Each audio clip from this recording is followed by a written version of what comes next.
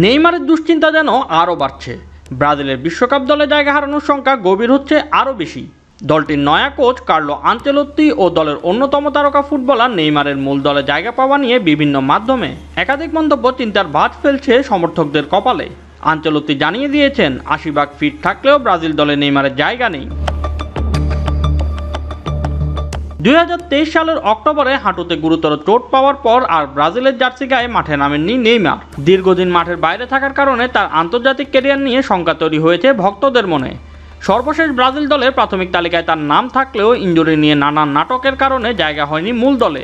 তবে Brazil coach Carlo Ancelotti পরিষ্কার জানিয়ে দিয়েছেন তিনি নেইমারকে বাতিল করছেন না, কিন্তু বিশ্বকাপ দলে জায়গা পেতে হলে তাকে পূর্ণ ফিটনেসে ফিরতেই হবে। ফরাসি সংবাদ মাধ্যম লোকিপকে দেওয়া এক সাক্ষাৎকারে আনচেলোত্তি বলেন, একটি জাতীয় দল গঠন করতে হবে সবচেয়ে প্রতিভাবান খেলোয়াড়দের নিয়ে। প্রতিভার পাশাপাশি খেলোয়াড়দের শারীরিকভাবে ১০০% ফিট থাকতে হবে, ৮০% নয়। নেইমার তার পূর্ণ ফিটনেস ফিরে পেতে কাজ করছে। সে ব্রাজিলের সবচেয়ে প্রতিভাবান খেলোয়াড়। ছোটখাটো শারীরিক সমস্যা থাকলেও সে দ্রুত সেরে উঠছে। নেইমারকে অবশ্য দলে রাখতে চান আনচেলোত্তি। বিশ্বকাপকে টার্গেট করে তাকে প্রস্তুতি নেওয়ার পরামর্শ দিচ্ছেন এই কোচ। বাকি অন্যান্য ফিফা উইন্ডোতে দলে থাকা বা না থাকা নিয়ে তাকে চিন্তিত হবার প্রয়োজন নেই।